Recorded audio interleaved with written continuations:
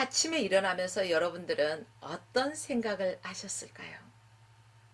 아마 이 예배의 자리로 나오시는 여러분들 중에 아마 이런 분이 계시지 않을까 생각해 봅니다. 아, 오늘 주일인데 교회도 가서 하나님 앞에 예배도 드려야 하긴 하는데 왠지 몸이 피곤해. 더 뜨끈뜨끈한 이불 속이 좋아서 그냥 누워있고 싶진 않으십니까? 아, 모처럼 쉬는 날이라서 나 늦잠 좀 자고 싶어. 아니, 오늘은 날도 화창해. 정말로 겨울의 문턱에 있지만은 겨울이지만 아, 드라이브 갈까?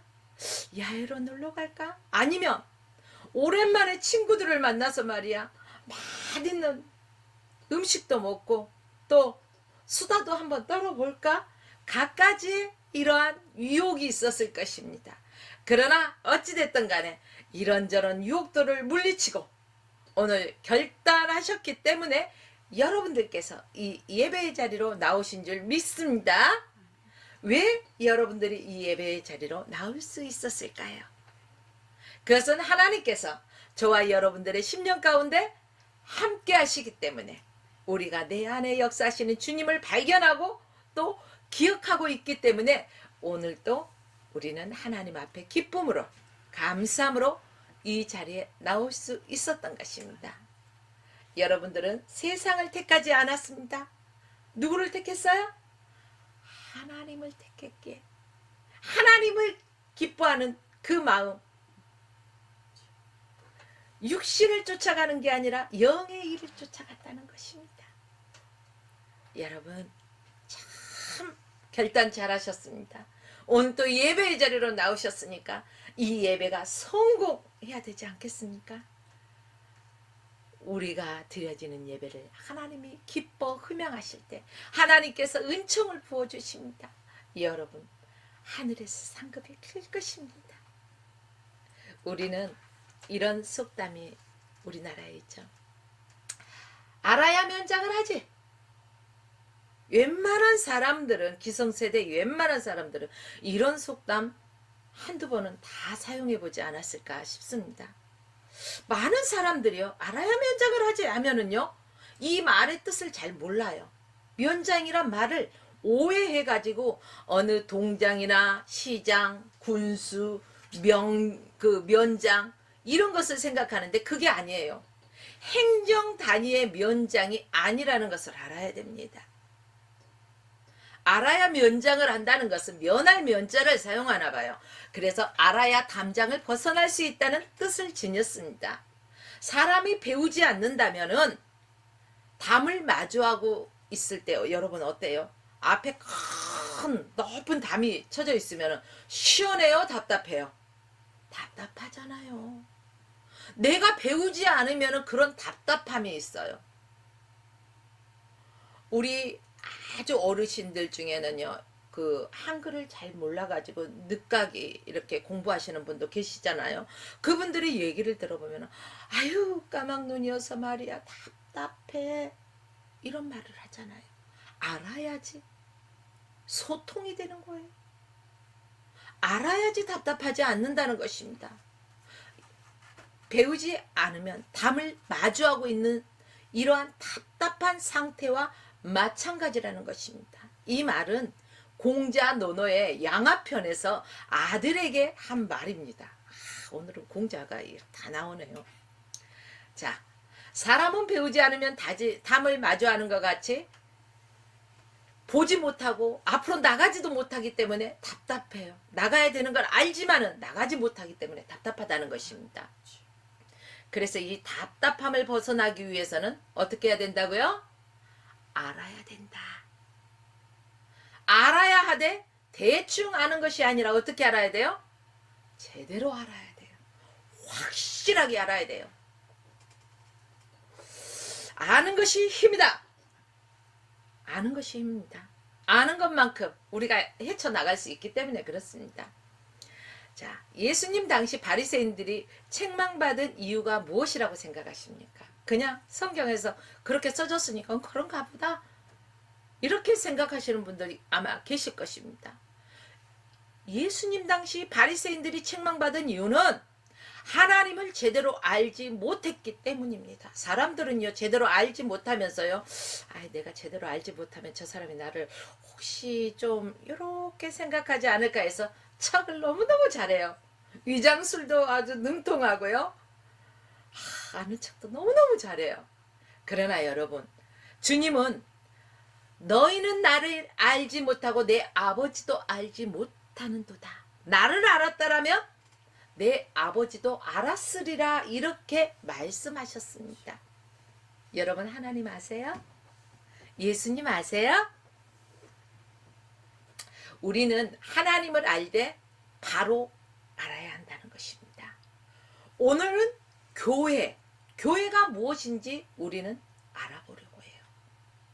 교회를 우리가 바로 알면 뭐가 보여요? 축복이 보입니다. 여러분, 축복받는 거 좋아하잖아요. 근데 보이지 않는 것을 어떻게? 답답하잖아요.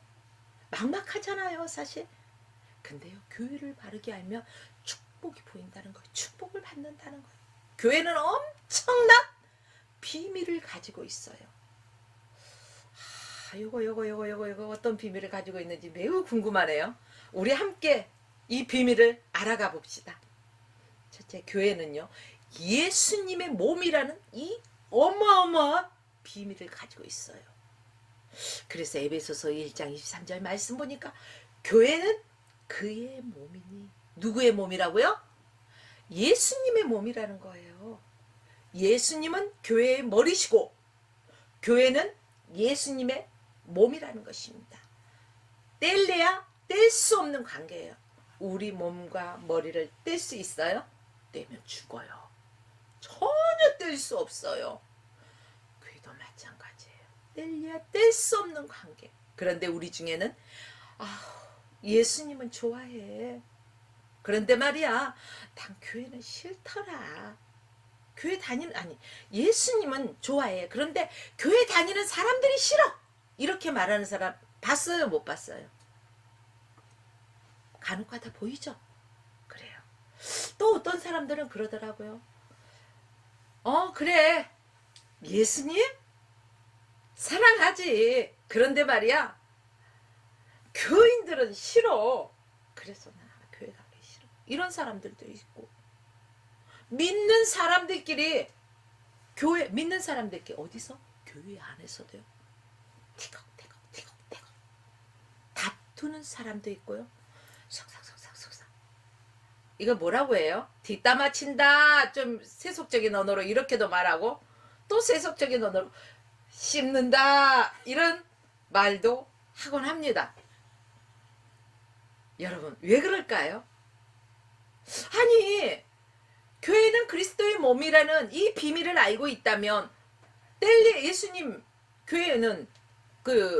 교회의 머리시고 교회는 예수님의 몸이라고 했는데 뗄 수 없는 관계. 이런 우리는 움직이는 성전인데 왜 이런 언어를 사용할까요? 이것은 영적 비밀을 모르기 때문에 그렇다는 거예요.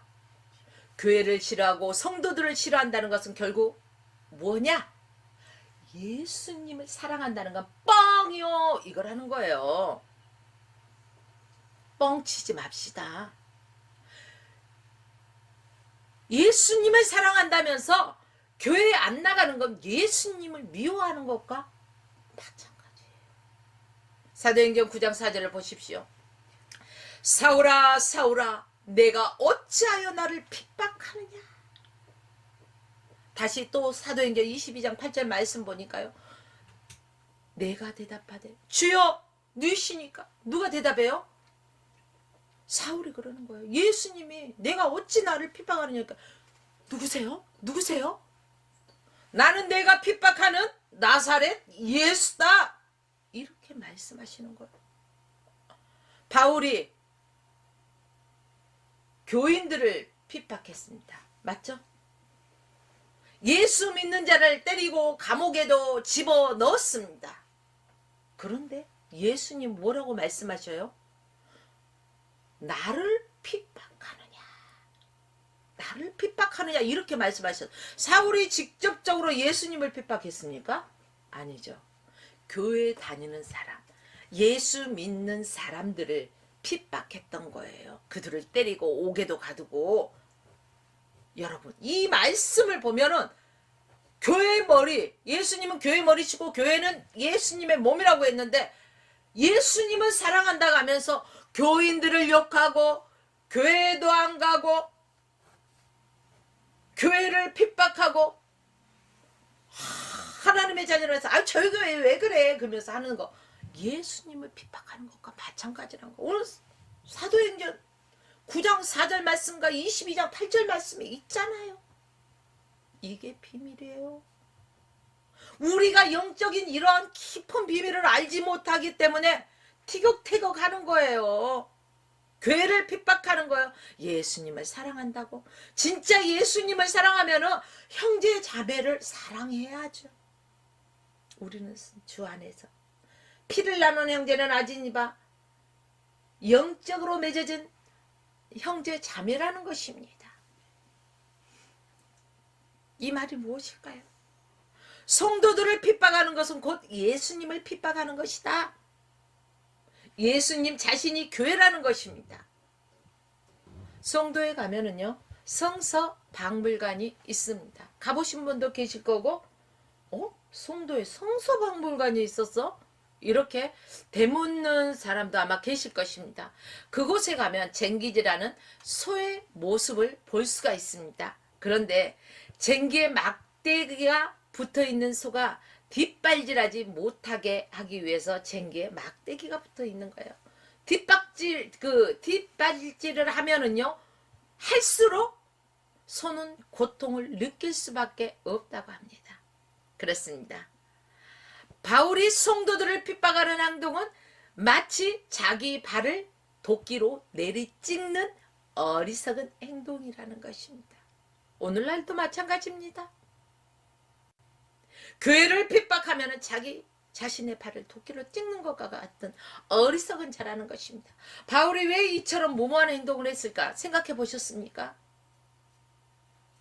성도들을 핍박하는 것이 예수님을 핍박한다는 것인지 알았다면 그렇게 못했을 것입니다. 그러나 바울은 성도들을 핍박하는 것이지 예수님을 핍박했다고는 전혀 생각하지 못했어요.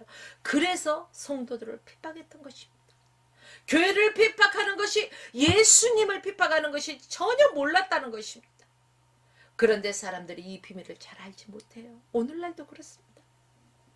신앙인들, 그리스도인들도 교회를 욕하거나 비방하는 것을 주저하지 않는다는 거예요. 조금 자기 기준의 잣대에서 바라보고 저 교회는 말이야 어쩌고 저쩌고 저 교회는 어쩌고 저쩌고 판단자가 돼 있을 때가 얼마나 많이 있습니까? 판단하고 정죄할 때가 얼마나 많아요. 그런데 여러분, 오늘 이 말씀을 통해서 교회를 핍박하는 것이, 성도를 핍박하는 것이 예수님을 핍박하는 건지 진짜 몰랐던 사람들이 이 말씀을 듣고 핍박해야 돼요? 안 해야 돼요? 이제는 안 해야 돼요. 그런 모습들이 보여진다는 것은 거울에 비치면 뭐가 비칩니까? 자기 모습이 비치듯이 내 자신을 돌아보고 우리는 기도할 수 있는 성숙한 신앙인이 되어야 할 것입니다. 많은 사람들이 이렇습니다. 지하에 있는 교회 있지 않습니까? 그 교회 지하에 있는 교회지? 그 교회 상가에 있는 교회, 그게 무슨 교회야? 이렇게 비난하는 사람들도 있어요, 없어요? 있어요. 아주 대형 교회만, 찬란한 대형 교회만, 웅장한 대형 교회만 교회인 줄 아는 사람이 있다는 거예요. 그러나 여러분들이요, 교인들을 서로 미워하지 맙시다. 이것은 자기 앞길을 막는 자살 행위와 같은 것이라는 것입니다. 비록 지하에 있는 교회라 할지라도, 상가에 있는 교회라 할지라도, 그 교회는 뭘로 세웠다고 했죠? 예수님의 피값으로 세웠다고 했어요. 교회는 예수님의 몸이잖아요. 그게 상가에 있던, 아니면 지하에 있던, 지상에 있던, 상관이 없어요. 사랑하는 여러분들이요. 교회를 세우신 분은 예수님이란 사실을 기억하십시오. 마태복음 16장 18절 말씀 보니까 너는 베드로라 이 반석 위에 내 교회를 세우리니 음부의 권세가 이기지 못하리라. 그러면 어떻게 세우셨을까? 또 계속해서 사도행전 20장 28절 말씀 보니까 하나님이 자기 피로 사신 교회라고 하셨습니다. 아니, 하나님이 자기 피로 사신 교회, 예수님의 몸인 이런 교회를 핍박할 수 있어요? 이 비밀을 알면? 핍박할 수 없죠. 교회가 세워지고 교회 예수님이 함께 하신 나라치고 예수 잘 믿는 나라, 교회가 부흥하는 그런 나라치고 못 사는 나라 보셨습니까? 아니잖아요. 우리나라가 언제부터 이렇게 잘 살았죠? 바로 복음이 들어오면서부터 이 나라가 잘 살게 되었습니다. 이게 저절로 되어진 것 같습니까? 하나님의 은혜라는 것입니다. 내가 누려왔던 모든 것들이 당연한 것 아니라 모든 것이 다 하나님의 은혜로 되어진다는 것입니다.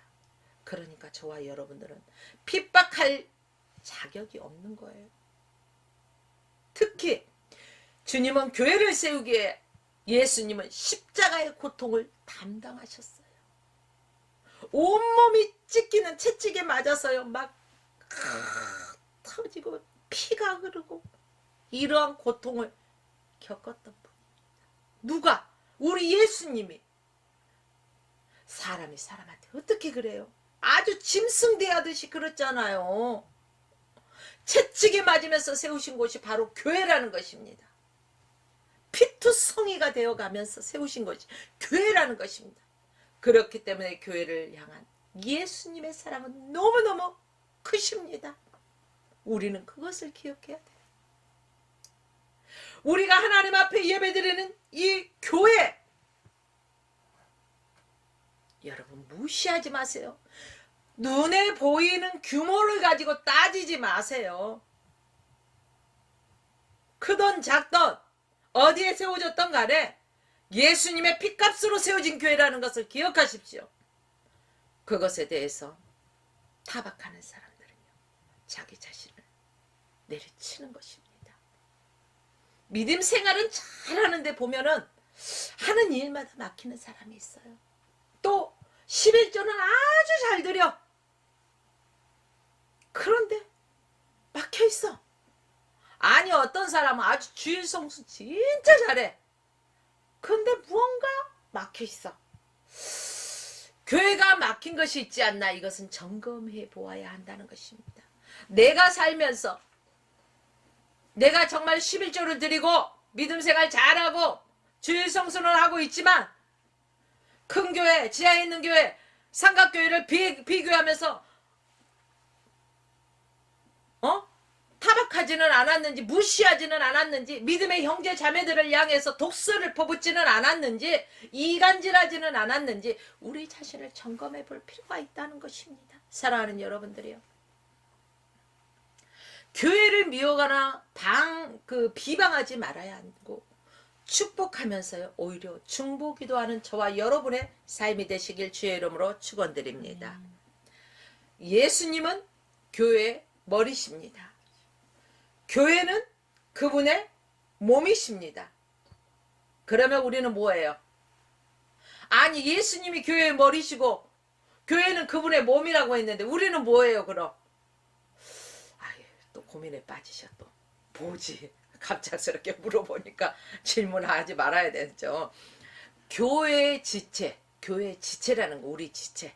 자, 여러분 쉽게 말할게요. 우리 몸에는 눈도 있고 코도 있고 입도 있고 귀도 있고 많은 지체가 있습니다. 그러나 이 지체들이 한 몸이에요. 한 몸 안에 많은 또 지체들이 있어요. 그쵸? 이와 마찬가지도 그리스도도 그렇다는 것입니다. 신체 기관은 유기적으로 연결되어 있기 때문에 그렇습니다. 아주 밀접한 것입니다. 그래서 우리 신체 부분은 어때요? 뗄리야? 뗄 수 없잖아요. 그렇습니다. 우리 몸에 필요하지 않는 부분은 단 한 군데도 없다는 것입니다. 예를 들어요. 뭐 새끼손가락 아니면 뭐 새끼발가락 뭐 아주 작잖아요. 그러니까 뭐 요거 하나쯤이야 생각해. 그러면은 여러분 이 만약에 새끼발가락이 작은 거 별거 아닌 거라 생각하지만은 이게 없다면 어떻게 할까요? 똑바로 걸을 수 있을까요? 균형을 잡을 수 있을까요? 아니요. 균형 잡기가 힘들어요. 우리 손가락에 정말로 작은 가시 하나만 들어가도 아파 하면서요 막 어찌할 줄 몰라요. 우리 몸에는 이렇게 버릴랴 버릴 수도 없고 뗄랴 뗄 수도 없고 다 필요해서 하나님이 만드셨어요. 여러분 아무리 내 몸에 보잘것없고 초라한 것으로 생각되는 게 있다 할지라도 그것은 아주 소중하다는 것을 기억하십시오. 왜요? 교회의 몸인 교회를 구성하는 지체이기 때문에 우리는 소중한 존재라는 것입니다. 당신은 소중한 존재이십니다. 당신은 그리스도의 지체이기 때문에 그렇습니다. 교회의 지체이기 때문에 소중하다는 거예요.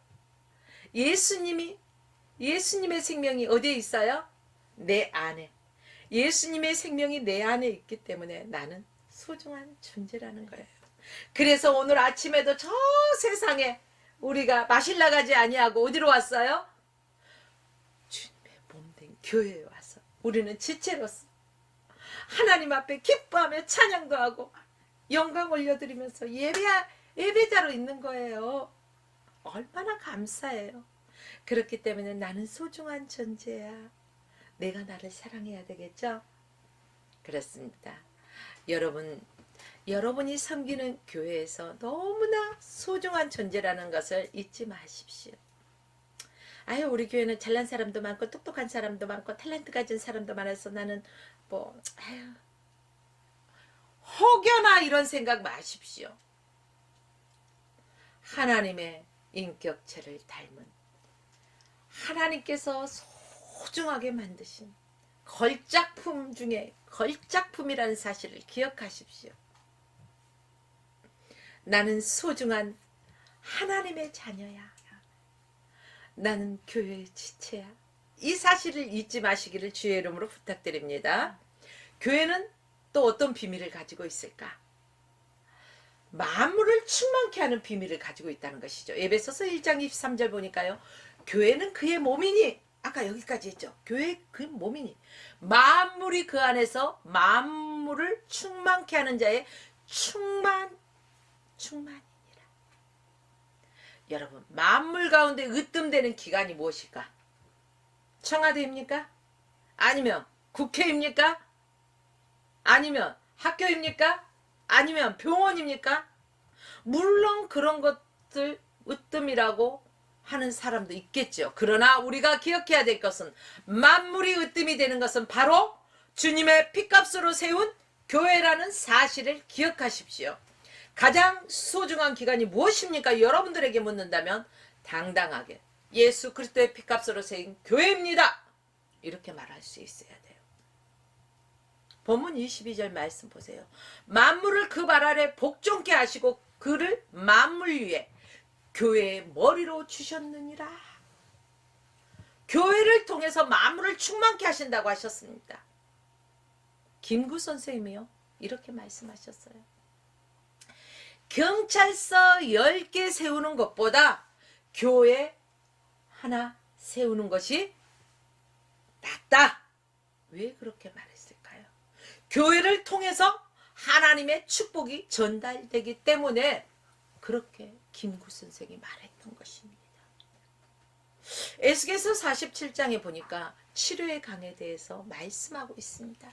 강물이 닿는 곳곳마다 번성한다는 거예요. 모든 생물이 살아난다는 거예요. 고기도 힘이 많아진다는 거예요. 강차 위에 나뭇잎은요, 물가에 심겨진 버드나무 어때요? 그 잎이 무성하고 푸르죠. 이처럼 물이 닿는 곳마다 살아나는 역사가 있다는 거예요. 그러면 그 물이 어디에서 나올까? 물의 근원지를 알아야 되잖아요.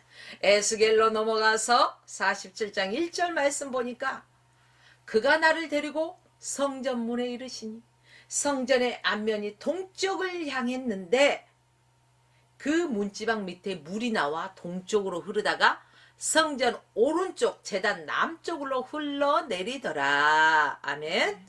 바로 하나님의 성전에서 생수의 물이 흘러나온다는 것입니다. 성전에서 나오는 물이 동물들을 살리는 치료의 강을 이룬다는 것입니다. 하나님은 교회를 통해 만물을 어떻게 해요? 충만케 하시고 축복하십니다. 그래서 오늘 제목이 교회를 바로 알면 축복이 보인다는 거예요. 교회는 무슨 통로? 축복의 통로. 축복의 통로라는 것입니다. 교회를 통해서 우리가 성령 충만, 말씀 충만, 은혜 충만, 기쁨 충만 어디서 나와요? 교회를 통해서 흘러나온다는 것입니다. 그러므로 우리는 힘들고 어려운 일을 경험할 때 해결책을 어디에서 찾아가야 돼요? 저 세상에 나가서 찾아야 됩니까?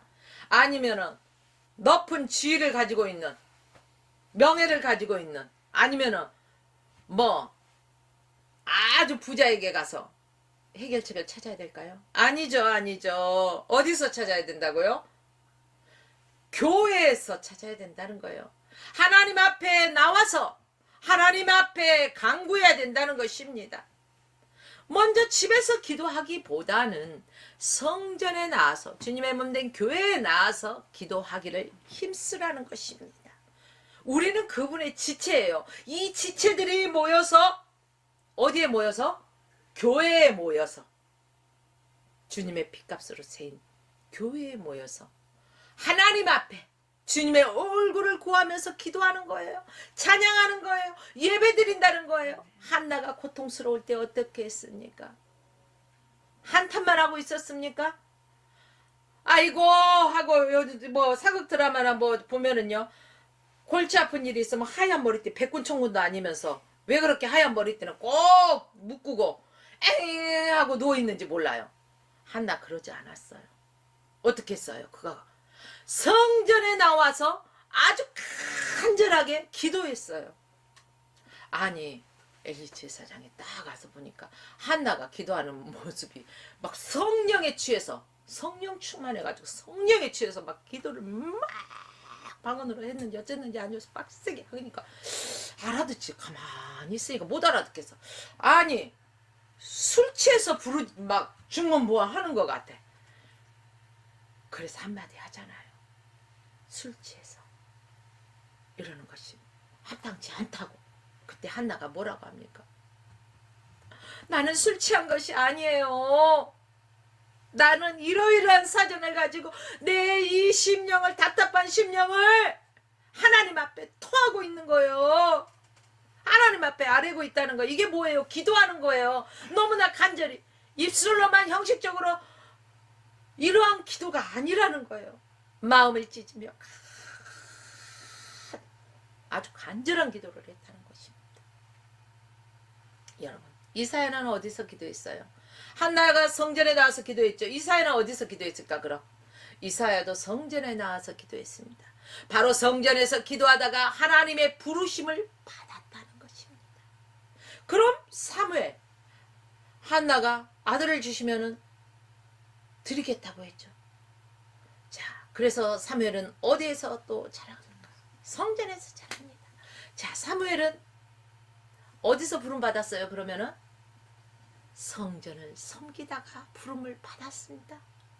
선지자로 부름을 받았습니다. 문제가 있을 때 하나님 앞에 나오십시오. 여러분 지금 이 예배를 드리면서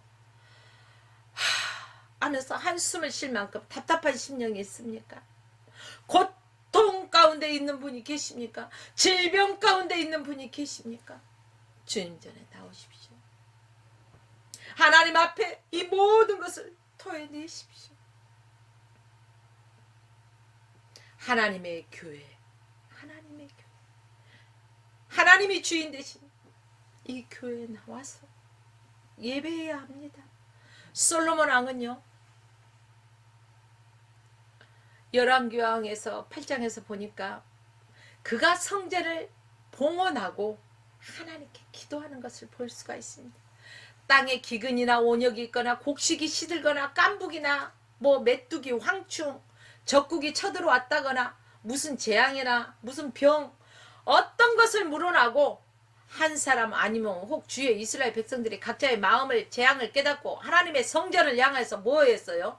손을 펴고 무슨 기도나 간구를 하든지 주는 계신 곳에서 하늘에서 들으시고 사유하시고 각 사람의 마음을 아시고 그들의 모든 행위대로 갚으신다는 거예요.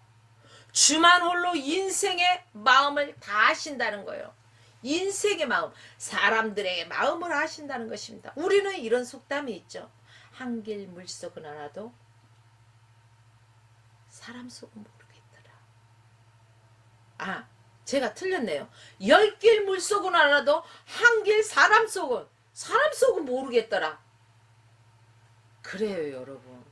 저 사람이 지금 겉으로는 이렇게 웃고 있는데 속으로는 무슨 생각하는지 내가 어떻게 알아? 그러나 하나님은 아신다는 거예요. 하나님의 성전에서 기도할 때 그 하나님께서 응답해 주신다는 것입니다. 여러분, 세상에서 지쳐 쓰러지고 힘들 때 어디에 가시렵니까? 주님 앞에 나오십시오. 주님 앞에 나와서 그분께 아뢰십시오. 그분은 우리의 모든 간구하는 것을 들으시고 우리의 행위대로 갚아주시고 응답해 주시는 분이심을 기억하십시오. 그렇습니다. 우리 믿는 자들은 이러한 교회의 비밀을 알아야 돼. 비록 교회가 지하실에 있든 상가에 있든 아니면 조립식으로 만든 교회든 농어촌에 있는 교회든 잘 지어졌던 그 상관없어요. 문제는 교회에서 여러분들이 나와서 기도하냐 안 하냐가 문제지. 왜 눈에 보여주는 외형적인 것만 보고 판단하냐는 거죠. 하나님의 교회를 통해 만물을 충만케 하신다는 것이에요. 그러므로 예수님 관심이 어디가 있겠어요? 자기 핏값으로 세인 교회가 관심이 있는 거예요. 그렇기 때문에 교회에 나와서 기도하라는 것입니다. 사랑하는 여러분들이요. 여러분들이 거금을 투자한 곳이 있다면 거기에 오늘 주까지 쓰고 어떻게 된가? 관심 있어요, 없어요? 늘 관심 있어 그거 쳐다보잖아요. 바로 예수 그리스도의 피값으로 세인 교회에 관심이 있기 때문에 그곳에서 부르짖는 소리를 들으시고 응답하신다는 사실을 기억하십시오. 하나님의 교회가 세워지는 곳에 놀라운 축복이 있습니다. 하나님을 거부하는 교회를 거부하는 나라를 어떻습니까? 그 나라 가난하다고 소두에서도 말씀드렸잖아요. 청교도들이 미국에서 맨 처음 한 것이 무엇일까? 아, 질문하지 말라겠지. 참 대답하기 애매하다고 여러분들. 잊어버렸다고. 그쵸? 그러니까 제가 하기 쉬워요. 또 왜? 자꾸 잊어줘야지 새롭게 들리잖아요. 교회를 세웠다는 거예요. 교회를. 자기 집을 먼저 세운 게 아니에요. 학교를 먼저 지은 게 아니에요. 먼저 교회를 세웠다는 것입니다. 교회가 세워지면 하나님께서 복을 주시는 것입니다. 하나님은 오늘도 교회를 통해서 만물을 충만케 하시고 복 주신다는 사실을 기억하십시오. 또 교회에 감춰진 비밀을 알아야지 또 축복을 보일 텐데 교회는 뭘까요? 일터라는 비밀을 기억하십시오. 하나님은 세상을 통해서 복을 주시는 것이 아닙니다. 교회를 통해서 하나님은 반드시 복을 주십니다. 교회를 통해 저와 여러분에게 하늘의 신령한 복과 땅의 기름진 복으로 더하십니다. 이러한 복 받고 싶죠? 아멘이 없어요.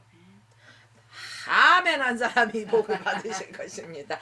예, 여러분, 하늘의 신령한 복, 땅의 기름진 복 매우 매우 중요해요. 교회는 쉼터가 아니에요. 교회는 우리가 하나님께 축복받을 수 있는 일터예요. 계시록에 보니까요, 22장 12절 말씀 보니까 보라 내가 속히 오리니 내가 줄 상이 내게 있어 각 사람에게 그의 행한 대로 갚아주리라.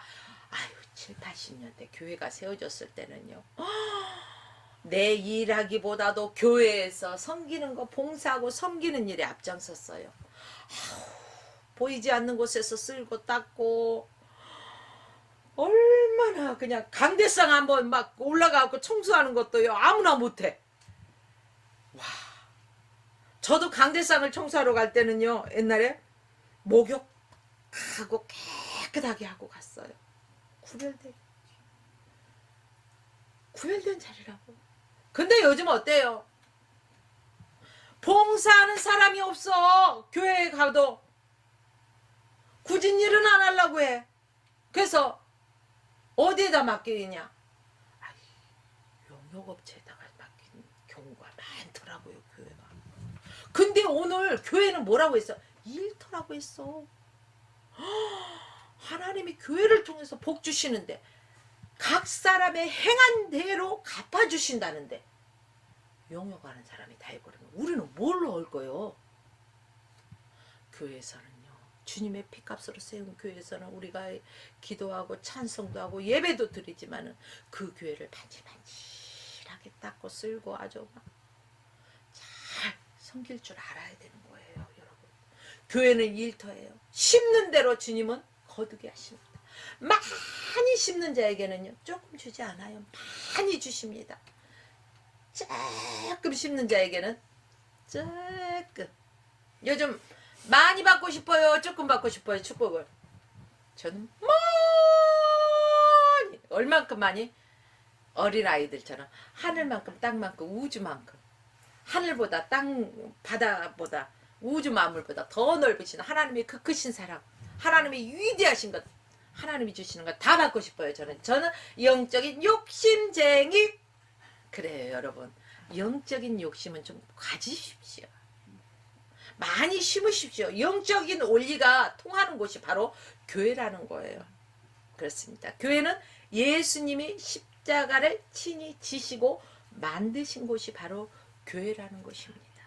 그래서 교회는 예수님의 몸입니다. 아, 예수님의 몸이구나, 교회가. 시작. 아, 교회가 예수님의 몸이구나. 아, 예수님은 교회의 머리시구나. 시작. 아, 예수님은 교회의 머리시구나. 그래요. 교회는 예배드리기 위한 예배당으로서만 알아서는 안 된다는 것입니다. 성도들이 모이는 곳이 교회예요. 유형적인 교회. 우리는 무형적인 교회. 그렇죠? 그렇지만 예배당이 필요해요? 안 필요해요? 필요해요. 왜 필요해요? 각 지체들이 모여서 하나님 앞에 예배할 수 있는 곳이 바로 교회예요. 그러기 때문에 필요합니다. 이제 말씀을 정리하겠습니다. 교회는 예수님의 몸입니다. 교회를 사랑함이 예수님을 사랑하는 것입니다. 교회는 안 나가면서 예수님 사랑한다는 것은 뭐 하는 거라고요? 저 길가에 가니까 뻥 하는 거 있더라고요. 이렇듯이 뻥쟁이? 우리 뻥쟁이 되지 맙시다. 예수님을 사랑한다면은 우리가 교회에 나와야 돼요. 코로나로 인해서 잃어버린 영혼들이 얼마나 많이 있습니까?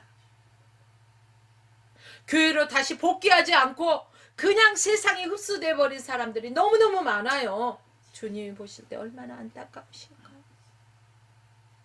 여러분, 예수님의 몸인 교회를 사랑하듯 우리가 예수님을 입술로만 사랑한다고 하지 말고 주님의 몸 된 교회를 사랑합시다.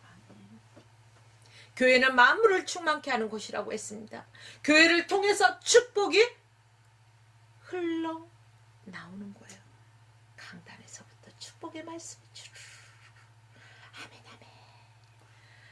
힘들고 어려우면 교회에 나오셔야 돼요. 불평불만하고 머리 싸매고 누워있을 필요가 없어요. 머리 싸매고 누워있다고 해서 뭐가 해결되는데, 머리 싸고 누워있다고 해서 해결되면 당연히 그렇게 있어야 되죠. 근데 그거 아니에요.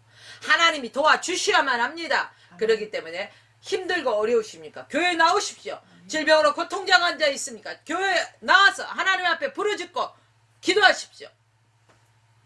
여러분, 마지막으로 말씀드린 게 뭐예요? 교회는 일터라고 말씀드렸습니다. 일한 만큼 거둔다고 했죠. 농부가 봄에 씨앗, 남들은 다 씨앗 뿌리는데 혼자 놀고 있어. 탱자탱자. 아니 가을이 됐어. 거둘 게 있어요 없어요? 노는 사람은 없어. 뿌렸어야지. 가꿨어야지. 근데 열심히 봄부터 땀 흘려 일하는 농부는 아주 해피해. 아주 왜 가을에 아주 풍성하게 거두기 때문에 영적인 원리도 마찬가지라는 거예요. 여러분, 주님의 피값으로 세운 교회에서 함께 모여서 예배의 성공자가 됩시다. 헌신하고 봉사하고 충성합시다. 그래서 교회에 담긴 그리스도의 몸이라는 사실, 만물을 충만케 하신다는 사실, 교회를 통해서 하나님이 복 주신다는 사실, 교회는 일터라는 사실, 우리가 한 만큼 거둔다는 사실. 세상에서 행하는 것은 믿을 수도 있지만 주님 앞에서 행한 것은 믿져야 30배, 60배, 100배라는 사실을 기억하시고 여러분들이 이 복을 받으시는 여러분의 삶이 되시길 주의 이름으로 축원하며 오늘 말씀을 마칩니다.